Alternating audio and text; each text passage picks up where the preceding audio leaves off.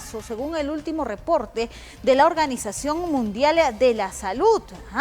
Y unos 120 casos sospechosos en 23 naciones donde el virus no es endémico, según una actualización que han hecho al día de ayer domingo, ¿no? Entonces realmente pues hay una preocupación y ya se ha confirmado casos también en Argentina. En nuestro país hasta el momento queremos indicarles que no se ha confirmado ningún caso, sin embargo se ha dado la alerta sanitaria, justamente para poder conocer un poco más sobre esta denominada viruela del mono, cuáles son los síntomas, el modo de contagio, ¿no? Y también poder analizar cuáles son las acciones que debería implementar el sector de salud en nuestro país frente a esta nueva amenaza para toda la población. Es que el día de hoy vamos a conversar con el doctor Carlos Vizcarra. Él es docente de la Facultad de Medicina de la Universidad Católica de Santa María, es médico internista y de enfermedades infecciosas. Vamos a conversar con él para que nos dé mayores alcances y podamos conocer a mayor amplitud esta denominada viruela del mono que tanto se está comentando. Doctor, ¿cómo está? Muy buenos días. Bienvenido a esta primera edición de Central Sur de Noticias. Buenos días a todos. Buenos días, Carla. Muchas gracias. Buenos días. Gracias, doctor, por acompañarnos. Realmente le agradecemos este tiempo porque es necesario que informemos también a la población en torno a esta nueva amenaza, podemos denominarla así, en el ámbito de la salud y que está preocupando y que vemos que se está incrementando los casos a nivel mundial, doctor. Primeramente, iniciemos dándoles a conocer a la población qué es la viruela del mono. Bueno, hay múltiples virus del grupo Pox. Dentro de ellos la propia viruela, la viruela mayor, viruela menor, son dos formas del virus que la sufrió la humanidad muchos años, muchos siglos. La viruela fue importada de Europa a América Latina y en los pueblos originarios causó una gran devastación por los años de la colonización y la conquista. Y esto se consiguió una de las primeras vacunas, y la vacuna contra la viruela fue un ejemplo porque eliminó prácticamente este azote mundial alrededor de los años 80. Fuimos vacunados en forma masiva y a nivel mundial, y es uno de los mayores éxitos sanitarios de los últimos siglos. La viruela afecta fundamentalmente como una infección viral cualquiera, fiebre, malestar, dolor de garganta, ganglios, una infección viral inespecífica, ¿sí? Y esta infección viral inespecífica a los pocos días tiene el brote de múltiples máculas que se hacen rápido, o sea, manchas rojizas que rápidamente se hacen pápulas, o sea, son como pequeños tumorcitos, y vesículas y pústulas. Las formas graves, las formas severas, son las hemorrágicas, o sea, sangran, ¿sí? La viruela del mono, que es una variante de la viruela mayor y menor, es muy antigua, se conoce de muy antiguo, de los años 70 en el África, y hubo un brote en Congo, en el Congo belga, el ex Congo belga, la República Democrática del Congo actualmente, el Zaire, que son en el África Central y Occidental, occidental. Y hubo un brote no muy significativo, por lo cual se pudo reconocer mejor sus síntomas, sus manifestaciones, y se controló. El problema es que esta viruela se ha hecho endémica en estas zonas del África, y hace algunos meses está siendo diseminada a zonas de Europa y ya de América Latina. Ese es el problema que tenemos en este momento.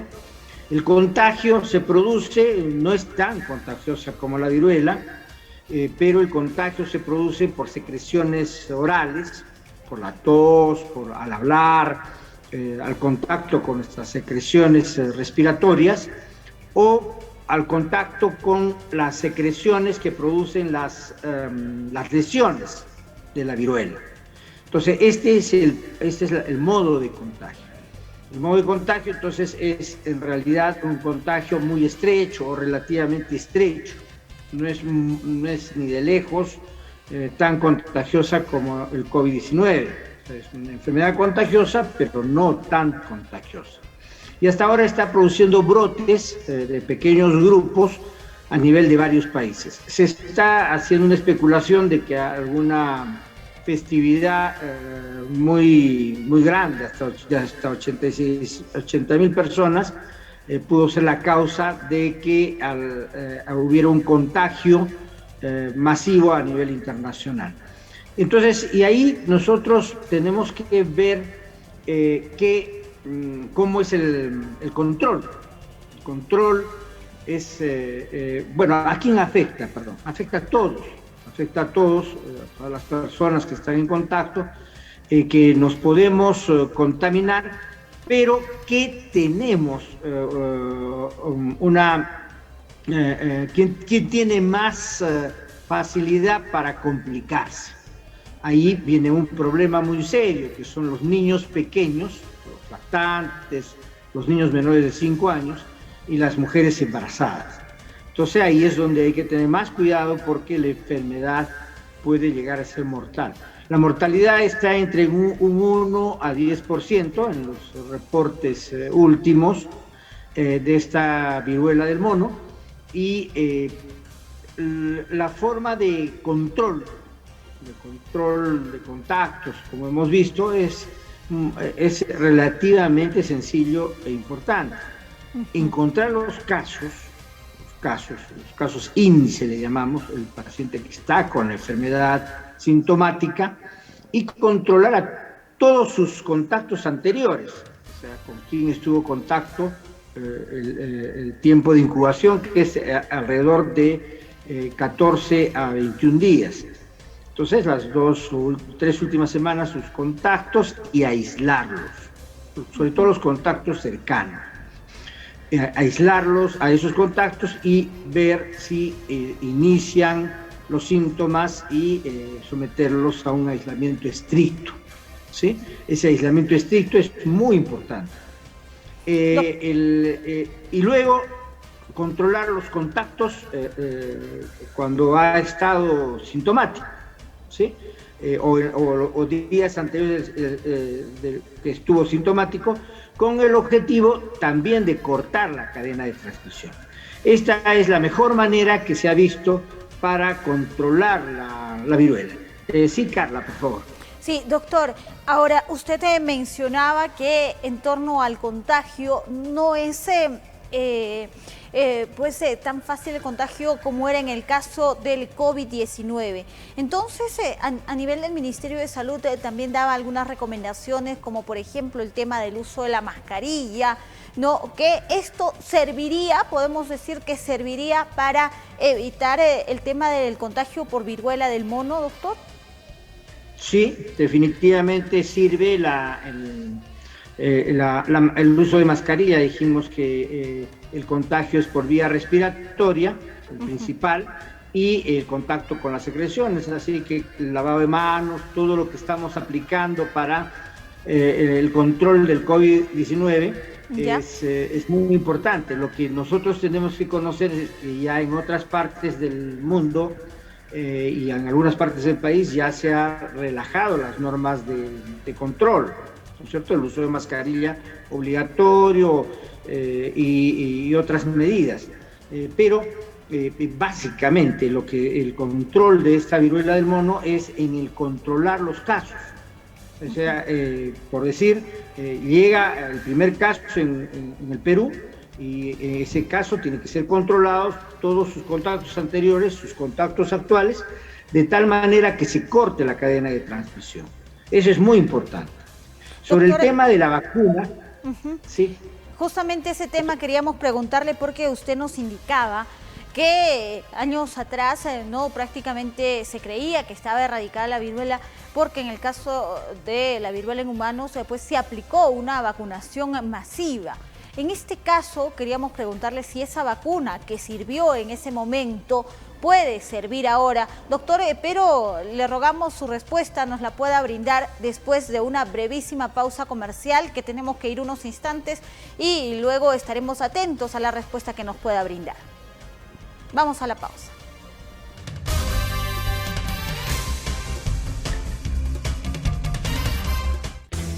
Seguimos avanzando. Visión Sur Televisión. Sintonízanos en los 12.1 HD. Señal digital. Visión Sur, tu canal diferente. Encuéntranos también en Facebook como Visión Sur TV Perú, www.visionsurperú.tv, TikTok, YouTube, Instagram, Twitter y LikeND. Visión Sur, tu canal diferente.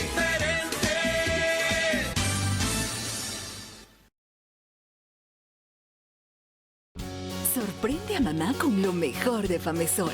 Tenemos grandes descuentos para que empieces a disfrutar de agua caliente. Famesol es energía solar a precios de fábrica. Termas elaboradas con los mejores insumos. Más de 25 años de experiencia llevando calor a tu hogar. Mamá merece lo mejor. Dale el calor de Famesol. Estamos en Characato, Cercado, Bustamante Rivero y Cerro Colorado. Llámanos al 43 18 18. Hola, soy Vilca. Yo soy Ivana. Y nuestro mayor deseo Vencer el cáncer.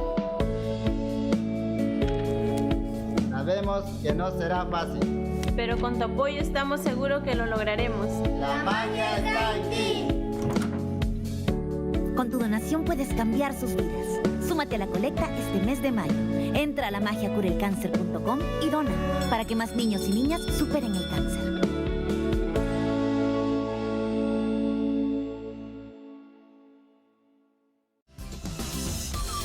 Visión Sur, tu canal diferente.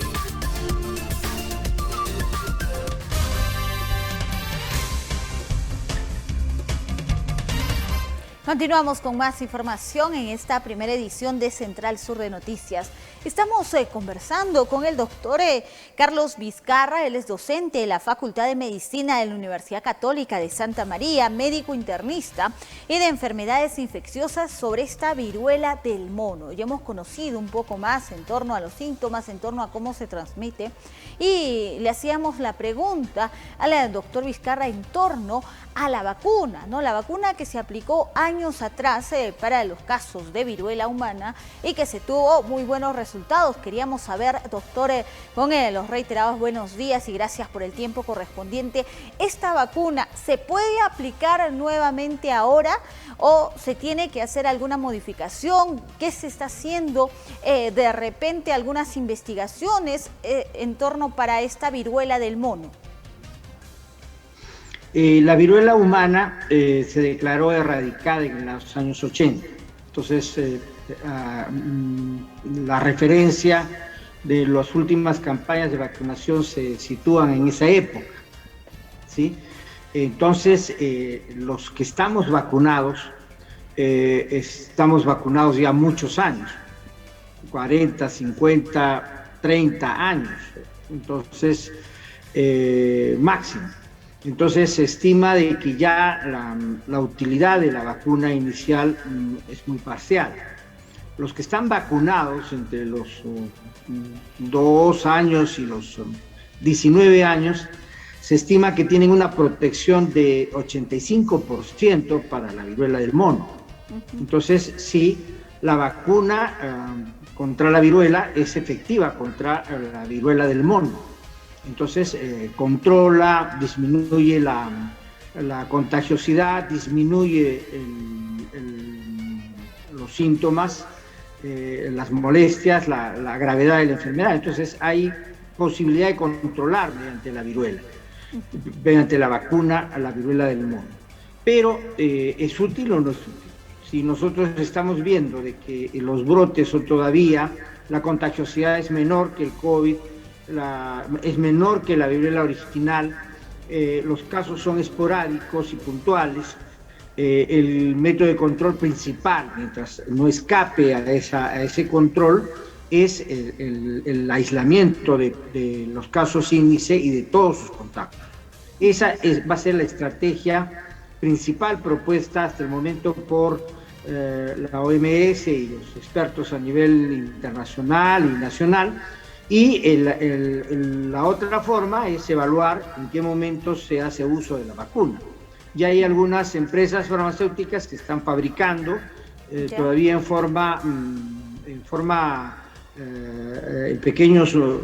pequeño número vacunas para los controles.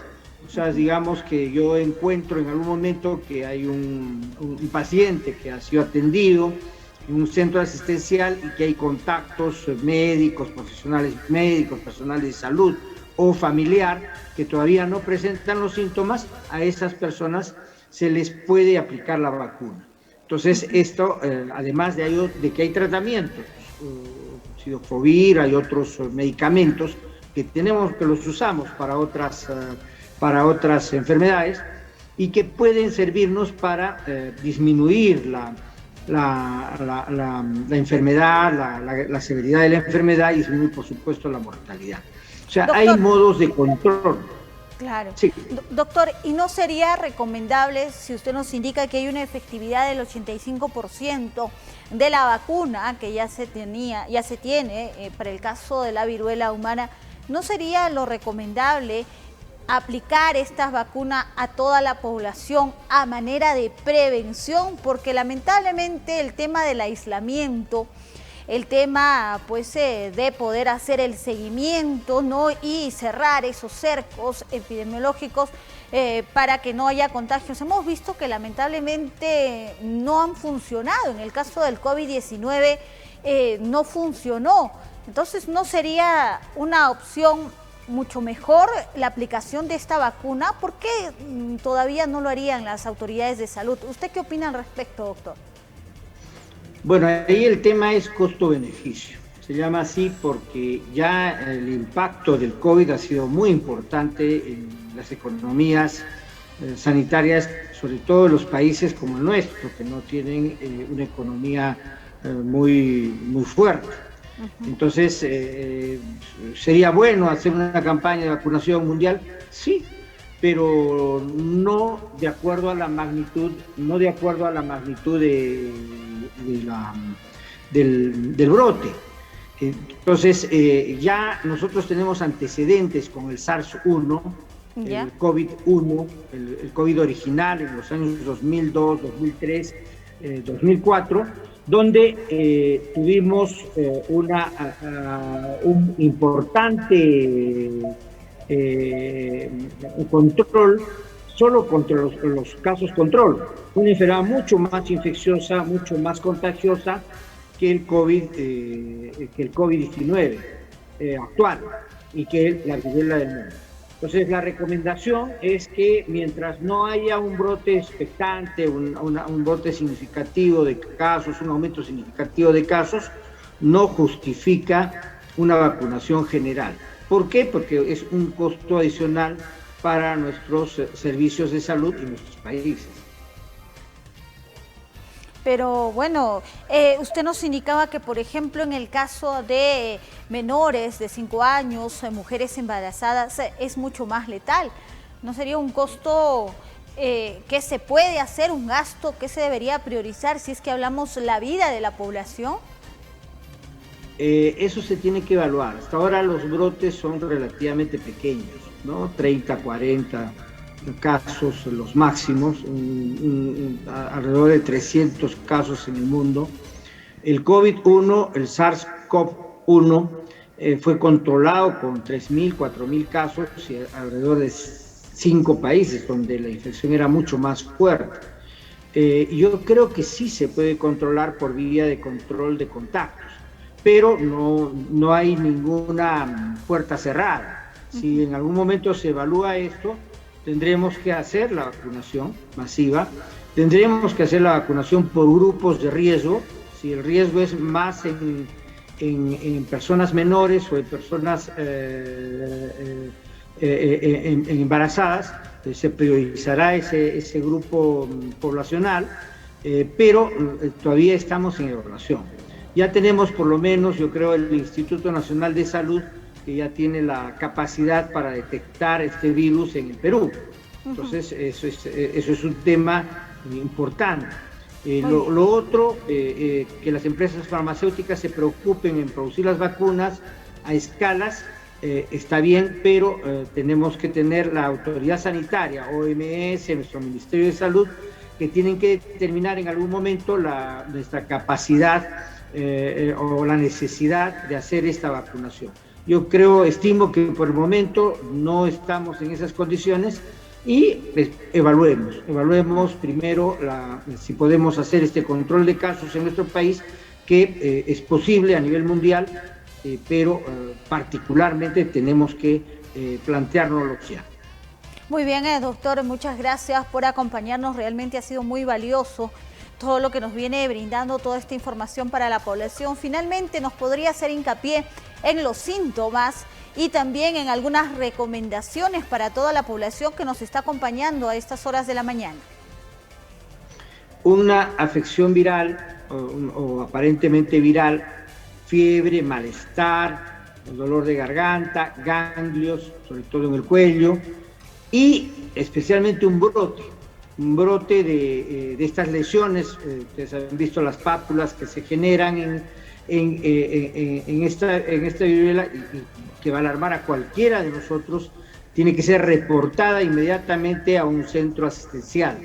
Y en este centro asistencial tenemos que trabajar con mucha bioseguridad, con mucho control de protección, tanto para el personal como para el paciente, y sobre todo hacer el diagnóstico precoz, el control de una muestra para el INS. Esta muestra para el INS es muy importante, que el Instituto Nacional de Salud nos determine, nos certifique este contagio. Eso es una recomendación para todos los colegas médicos, y de esta manera vamos también a hacer la historia de todos sus contactos anteriores, de todos los contactos actuales, con el objetivo de cortar la cadena. Esa es nuestra instrucción actualmente, y por supuesto hacer las consultas para que nosotros podamos, con los colegas de enfermedades infecciosas, recomendar el mejor tratamiento a los pacientes que están ya con la enfermedad. Doctor, teníamos la duda, usted nos indicaba en torno a los síntomas, por el tema de las condiciones climatológicas. Hoy en día la población en su mayoría presenta, ¿no?, algunas molestias en torno a la garganta, un poco de fiebre. Digamos que el síntoma distintivo podría ser este brote que usted nos está indicando. ¿A partir de cuántos días después de haber tenido un contacto con una persona infectada aparece este brote? Ya dijimos más o menos 2 a 3 semanas, pero lo más importante es que la sintomatología, hay presencia precoz de ganglios, ¿sí? Y lo significativo es la erupción. Lamentablemente tenemos que esperar esto para ver los casos.